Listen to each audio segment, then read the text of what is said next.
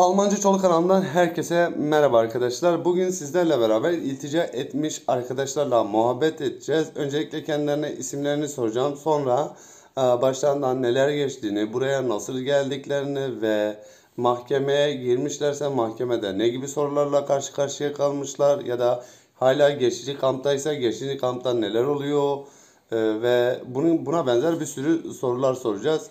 Şimdi öncelikle tanıyalım. Adın ne kardeşim senin? İbrahim. İbrahim. Senin? Müslüm. Müslüm. Şimdi öncelikle Müslüm seninle başlamak istiyorum. Çünkü sen anladığım kadarıyla İbrahim'den daha geçmiştesin. Yani sen daha henüz hayama girmedin.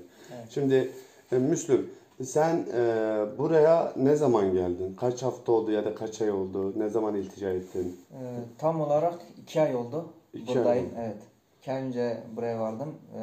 11'inde iltica başvurusuna gittim. Evet. Evet. Ayın 23'ünde bana termin verdiler.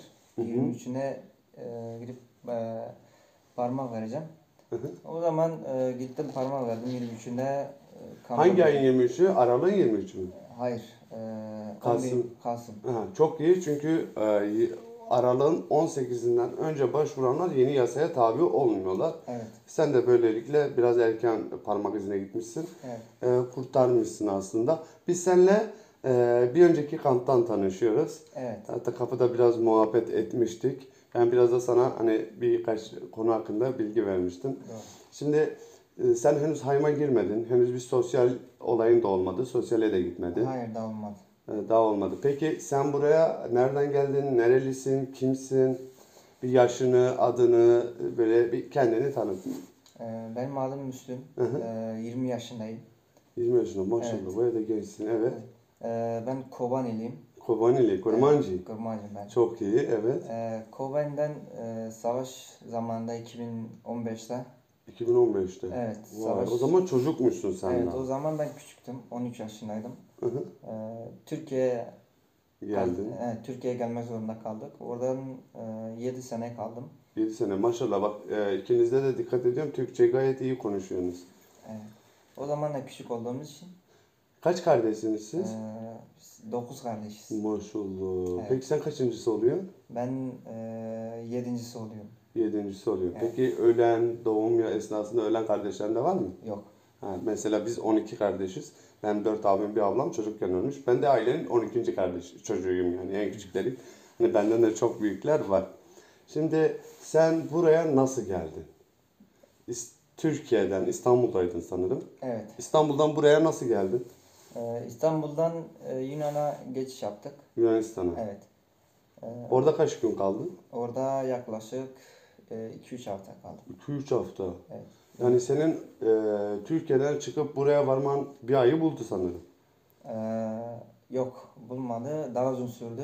Daha uzun sürdü. Bir Evet. aydan da uzun sürdü. Evet. Yaklaşık 2,5 ay, 3 ay sürdü. 2,5-3 ay. Evet. Yunan'a gelirken çok geç yakalanmış oldum. Kaç kere denedin sen Ben Yunanistan'a geçmeyi? 4 kere denedim. 4. seferine geçtim. Geçebildin. Evet. Ha şükür. Peki şimdi kamptasın. Şimdi kamptayım, evet. Normalde biz kamptayken beraber tanışmıştık. Şimdi Hayım'da olman lazım ama Evet, işlemler şu an yavaş ilerliyor. Aynen. Aslında yeni yasadan önce başvurduğun için bu senin için iyi. İşlemin ne kadar yavaş ilerlerse bu çok büyük avantaj. Bence hiç canını sıkmaman lazım. Peki hiçbir avukatla falan görüştün mü? Aynen, görüşmedim. Görüşmedin. Evet. O zaman Hayım'a geçince ben kendi avukatımla konuşayım. Bence sen de avukata git. Sana yardımcı olsun. Hani benim avukatım burada gayet iyi bilinen bir avukat. Elinden ne geliyorsa hani ben senin için mail atarım, randevu talep ederim, termin diyorlar burada. Evet. O termin tarihini alırım, sen o termin tarihinde gidersin, görüşürsün, sıkıntını anlatırsın. Ki zaten Suriye kökenli olduğun için bir savaş var, bu bir gerçek.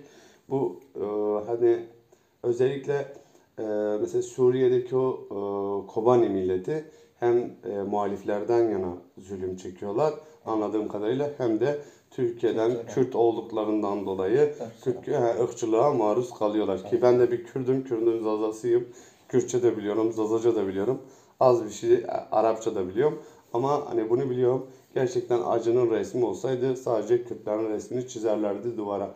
Kürtler gerçekten yıllardır Türkiye'de ya da başka bir ülkede olsun. Bu Fransa'da da mirperveri bilirsiniz, yeni oldu bu olay. Mesela mirperver de bu olaydan dolayı ne oldu? Dışlanıyordu ve bir ırkçılığa maruz kalıp şehit oldu. Evet. Allah ailesine sabır versin. Amin. Gerçekten sıkıntı yaşayan bir millet, özellikle Suriye'nin Kobani milleti hem Kürt olduğundan dolayı hem de Suriye'de yaşadığından dolayı Evet. Allah yardımcısı olsun Amin. diyorum. Şimdi Cümlemiz. kamp süreci şu an son kamp aynı yer mi, bizim tanıştığımız yer mi, yoksa başka bir yere mi verdiler geçici kamp olarak? Başka bir yere verdiler. Geçici olarak Nerede, ismi ne? Ya da o bulunduğun yerin bir mahallenin ismi ne? Alexander'da herhalde değil mi? Bernaustrasse. Bernaustrasse. Sen Berlin'desin. Bernaustrasse'de Evet. bir geçici kamptasın şu an. Aynen. Peki kampta size 3 öğün yemeğinizi veriyorlar mı? Veriyorlar ama hiç kimse yemiyor. Herkes şikayetçi. Evet. Ve karşılığında size verecekleri paranın ondan kesiyorlar. Belli başlı bir ücret var. Ondan yediğin masraflar kesiliyor. Evet, Evet. bu bir gerçek. Çünkü her kampın bir sosyal gideri var, maddi bir gideri var. Bu giderler sizden bir şekilde kesiliyor. Direkt Evet. sizden değil. Yani bunu Avrupa Birliği'nin mültecilere ayırmış olduğu bütçeden kesiliyor. Yani şöyle düşün, aslında kötünün iyisi aç kalıp sokakta kalmaktansa sıcak bir yatak, şampuanını, diş fırçanı, her şeyini veriyorlar değil mi bunlar? Evet, veriyorlar. Üç öğün yemek bence aza şükretmek lazım. İşlerinden de Tabii. yavaş yavaş ilerliyor diye hiç korkma, hiç psikolojini bozma. Tabii bu süreç ne kadar yavaş ilerlerse senin için o kadar iyidir. Doğru. Çok teşekkür ediyorum. Şimdi İbrahim'di değil mi? Evet. İbrahim, sen bir kendini tanıt. Nasıl geldin, nasıl oldu, başına neler geldi, biraz bize bilgi ver. Ondan sonra ben sana sorular sormaya başlayayım. Ben asıl Kobaniliyim. Sen de Kobanilisin. Evet, doğma büyüme Cerablos'ta. Ben 2014'te eşit zamanda Cerablos'tan çıktım, Türkiye'ye geldim. İşit zamanında. Evet, Konya'ya geldim. 5 sene Konya'da kaldım. Bir Konya aksanın da var ama ha, Evet. tam böyle bir Konyalı olmuşsun. Evet. Konya yolundayım, Konya yolundayım diyorlar ya. Evet. Aynen öyle bir aksanı var. Konya'da sonra Ankara'ya geçtim. 2,5 yılda orada kaldım. Peki Konya'da ne iş yaptın? Ankara'da ne iş yaptın? Ben lokantada çalıştım. Restoranda. Anladığım kadarıyla. Evet, ben seni birkaç kere yemek yaparken izledim. Evet, harbi ustasın. Bir de akıl vermeye çalıştım. Bak böyle yapma. Yok abi ben böyle yapayım. Yani zaten aşçıyım falan diye havasını da attı bana. Ondan Evet. sonra Urfa'ya geçtim. Urfa'da sosyal yardımlaşmada tercümanlık yaptım. Tercümanlık da Evet. yaptım. Oo, Evet, çok iyi. bir 2,5-3 yılda orada kaldım. Sonra 2018'den beri deniyorum sırf çıkmaya. 3 kere Mersin'de, Mersin Kız Kalesi'nde çıktık.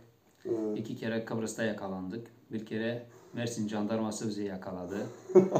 Sen de bayağı badire yaşamışsın yani, Evet, olay yaşamışsın. sadece Yunanistan'da 9 kere yakalandım. Wow. Evet, Yani 2018'de 9 dedim. orada, Mersin'de 4 kere, Evet. 13. Bu bir 8 kere de Bulgaristan'da. Wow. Bulgaristan'da 9'uncuda başarabildim 8 gün sonrasında. 8 kere denedin, 9.'sunda. Evet, 9'uncusunda Sırbistan'a yetiştim. Sırbistan'da bir 5 gün kaldık. Ondan sonra Macaristan'a geçtim. Macaristan'dan tren bileti aldık. Slovakya'dan bir tane araba kiraladık. 4 kişi aramızda Berlin'e geldik. Berlin'e 10. ayın 30'unda girdim. Girdiğim gün direkt iltica ettim. Çünkü kimsem burada olmadığı için. Mantıklı, Evet. en doğru olanı da o. Aslında geldiğin gibi polise gidip başvursan bile polis bile seni iltica başvuru noktasına ya kendisi götürüyor ya da yönlendiriyor, yardımcı oluyor. Şimdi senin bu süreç kaç gün sürdü? Benim Türkiye'den buraya 28 gün sürdü. 28 gün. Evet, 23 gün boyunca yol yürüyorduk. 23 gün sonrasında Peki bu Sırbistan'dan geldin değil mi? Evet. Şimdi bu Sırbistan'da bir tel örgüsü hikayesi var. Bu tel örgünün üzerinden sen daha atladın anladığım evet, kadarıyla. o şimdi Sırbistan'da Macaristan arasında 2 tane tel var. Birincisinde elektrik var, bir de hassas tel var. Onlara çarptın mı kesinlikle yakalanırsın. İkincisi de istediğin gibi geçebilirsin, sıkıntı yok. Evet, yalnız yani şu an Yunanistan'da ve Bulgaristan'da yakalanmak çok tehlikeli bir şey. Orada suda boğulup ölsen yakalanmaktan daha iyidir. Çünkü Daha ölümden evet, beter ediyorlar. Evet, ben 2 kere orada bayağı bir dayak Peki yedim. siz bu 28 günlük süreçte nasıl bir masraf ettiniz? Ne kadar paranız gitti? Mesela sen daha uzun sürmüş seninki anladığım kadarıyla. Yani içinizde şu an düşünüyorum da en şanslı olan benmişim. Ben direkt tıra binip gelmişim. 5 gün sürmüş. Ama o 5 gün gece gündüzün ayırt edemiyorsun. Ne yaptığını bilmiyorsun. Ben bir yerden sonra bu tırdaki toz toprak parçalarını saymaya başlıyordum. Hafif ışık görsem bak toz var diyordum. Resim çiziyordum. Yani o kadar psikolojim bozuluyor. Peki sen şimdi Haym'dasın. Evet. Haym'a geldin. Şimdi senin olayın biraz daha önemli. Sen Haym'a geldin. Evet. Sonra şimdi mahkemeye gittin. Mahkemeye Mahkemede hakim sana ilk olarak ne sordu? Ne gibi şeyler konuştunuz? Biraz bilgi verir misin? Bana ilk soran soru şudur dedi mesela sen dinin nedir dedim Müslümandır. Dedi sen dinini değiştirmek istiyor musun ya hangi bir düşüncen var mı? Başka dine geçmek istiyor musunuz? Hani değiştirmek istesen hemen oturum alır mısın beni? Evet. Allah muhafaza. Dedim yok benim öyle herhangi bir düşüncem yok. Dedi peki seni Suriye'ye geri göndermeye kalksak geri gitmeme şey nedir? Dedim birincisi Suriye savaş biliyorsun. Kesinlikle. İkincisi de ben asker kaçağıyım. Bunun için ben bir daha asla dönemem. Suriye yarın öbürsü gün düzelse geri döner misin yoksa burada mı kalırsın dedim. Ben artık Suriye'den umudu kestim. Bundan sonra yerim burasıdır. İşte Suriye'nin başkenti neresidir? Suriye'de en çok meşhur olan yemek nedir? Aslında senin Suriyeli olduğuna inanmak istiyorlar. Evet. Bir sürü soru soruyorlar. Evet. Peki bunun dışında sana nasıl geldin hakkında sorular sordu mu? Evet. Peki mahkeme süreci ne kadar sürdü? Mahkemedeyken kaç saat sürdü? Mahkemenin kaç saat sürdü? 12:28 gece girdim. Saat 4'e 10 kala çıktım. 12-28 yani hemen hemen 3,5 saate yakın Evet. mahkemede kalmışsın. Evet. Peki bu süreçte tercümanın var mıydı? Tercüman var. Bu sırada Nasıl mesela davranıyorlar sana? Mesela nasıl yardımcı oluyor mu? evet. Yoksa biraz ukala mı? Yoksa biraz daha mı yardımsever? Nasıl biri? Ya şimdi şöyle şeye gel. Her 5-6 tane soru soruyor. Diyor mesela dışarı çıkacak mısın? Sigara içecek misin? Ya da Yardımcı yemek oluyorlar falan, hani evet. psikolojin bozulmasın diye fazla üzerine gelmesinler bunu alma diye. Çünkü çok uzun bir süre 3,5 saat. Evet. Ondan dolayı sana soruyorlar. Evet. Peki hakimin en çok durduğu soru hangisiydi? En çok seni nerede sıkıştırdı? Ne gibi soruda sıkıştırdı? En çok sıkıştırdığı soru şudur dedi. Mesela Avrupa ülkesi Almanya'dan başka bir sürü ülke var. Neden Almanya'da iltica ettin? Senin cevabın ne oldu? Benim cevabım şu şekil. Ben dedim ki mesela Almanya daha özgür bir ülkedir. Sosyal bir ülke. Evet. Almanya'da mesela kendi vatandaşı ve herhangi bir mülteciye polisler olsun şey olsun fark yoktur. Burada ırkçılık yok. Evet. Herkese sırf insan olduğu için değer veriyorlar dedi. Evet. Dedi peki diğer ülkelerde böyle bir şey Söz konusu mu? evet dedi peki diğer ülkelerde de var. Dedim diğer ülke dediğin hangisi? Ben Yunanistan'a geldim ben hiç öyle bir şey görmedim. Yunanistan'da yediğimiz dayakın adı hesabı yok. Yani sen sopada yedin yok. Evet. Dedi Yunanistan gerçekten öyle bir şey yaptı mı? Dedim sana ispat edebilirim. Bir sürü video vardı, resim vardı gösterdim. Bu 2015'te hani bir ara kapı açıldı ya gümrük. Bizi çıplak ettiler. Televizyona da çıktık. Yani Evet. dekolte verdin, herkese frikik verdin ya. Evet, orada videoyu gösterdim, ispat ettim. Dedim Yunanistan'da başımıza bunlar geldi. Bulgaristan dedim, Bulgaristan vurmak yok. Ama seni yakaladığı yerde üzerinden ne var? Para, telefon, yiyecek, içecek ne varsa hepsini alıyor. Mesela bu Tımsızlar üstündeki kaldı. motu bakıyor çok güzel, giyiyor ona yakışıyor diyor. Tamam bu benim oldu ya artık. Allah Allah, Evet. Bulgaristan'da. Bulgaristan'da öyle bir şey de var. Oo. Zaten belki duymuşsunuzdur bu. Mesela Sırbistan üzeri gelen bir Urfalı mıydı, Antepli bir kardeşimiz. Orada ormanda Sağ ol. donarak ölmüş yani. Evet, Ben, biz yani ben de karşılaştım. 2 kişiyle karşılaştım yolda aynı şekilde. Biri hemen ölmeye yakındı. Dedi Allah. ben 4 gündür buradayım, yemekten kesilmişim. Ben dedi zehirlendim. Benim arkadaşlarım beni bıraktı, devam etti. Biz ikinci gününde bu adama denk geldik. Üçüncü günde bir tane 35 yaşında bir kadın vardı. Kadın ölmüştü artık Bulgaristan'ın ormanında. Ölmüştü. Evet, biz 2 kişiyle rast geldik öyle. Oo. Peki o durumu kötü olana yardım ettiniz mi yolda? Yemek falan verdik, şey yaptık dedi. Biz seni kendimizle birlikte götürelim. Yok dedi ben dönmek istiyorum. Ben artık bu saatten sonra gidemem. Çünkü adam 4 gün aç kalmış. Artık Yani yürüyecek ormanda. hali kalmamış. Evet. Ayrıca bir de yağmur var. Ya o yağmurun altında o Peki, şeyde. özür diliyorum. Şimdi sizler o geldiğiniz yolu tavsiye ediyor musunuz? Valla ben kendi geldiğim yolda hiç kimseye tavsiye etmiyorum. Peki sen? Aynı şekilde. e, Hiç tavsiye etmiyorum. Yani burada bu yol umut yolu. Bu umut yolculuğunda ölmek de var, Ölmek Evet. de var. gelmek de var. Herkese de nasip olmuyor. Allah herkesin yardımcısı olsun. Amin. Keşke ülkelerimize hiç sıkıntı olmasa da bizler buraya gelmesek, değil mi? Evet valla gerçekten yani o yolda gördüklerim kimsenin görmelerini istemiyorum. Ben şu an Urfa'da 2 tane mesela bir abim var bir de kardeşim var. Senin gittiğin yolda biz de gitmek istiyorum. Dedim abi dedim, ben size tavsiye etmiyorum. Benim yolda bunlar başıma Ben de geldi. şiddetle karşıdır. Bence o yolu kullanmasınlar, başka bir yol bulsunlar. Ben de zaten- Mümkünse hiç yürümesinler. Evet. Çünkü arkadaşlar bakın, ben sabahtan beri sizlere anlatmak istediğim şey bu. Sizler şebekelere gideceksiniz, çok büyük paralar vereceksiniz ve yürüyeceksiniz. Bu kesinlikle yanlış arkadaşlar. Hani yürüme dedim mi ölümle göz göze. Bıçak ucunda sivri bir bıçak ya da bir jilet üzerine ayak basmak kadar tehlikeli bir iş. Çünkü başınıza nereden ne geleceğini hiç bilemezsiniz. Burada 3 kardeş de var. Bu arkadaşlara teşekkür ediyorum huzurunuzda. Onların da anlattığına göre bir kız, 2 erkek kardeş öyle bir sopa yemişler ki polislerden.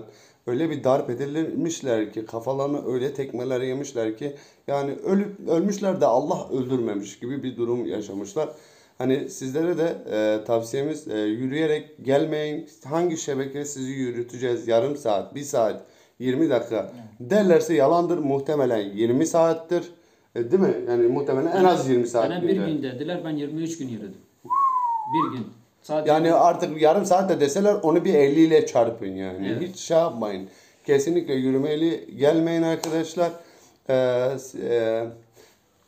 Ben de sizlere elimden geldiğince mahkemeye girmiş, iltica etmiş ve bunun gibi olaylarla yüz göz olmuş insanlarla sizler için röportaj yapacağım. Bunları sizlere göstermeye çalışacağım. Sizlerden ricam kanalımı beğenip abone olmayı ve zil butonunu aktif etmeyi unutmamanızdır. Son olarak diyecek başka bir şey bulamıyorum arkadaşlar. Ne diyelim? Kanalımıza abone olun. evet, Bizleri kanalımıza takip abone edin. olmayı unutmayın. Allah'a emanet İnşallah- olun. Hoşça kalın. İnşallah bir sonraki videoda görüşmek üzere diyorum. Hoşça kalın.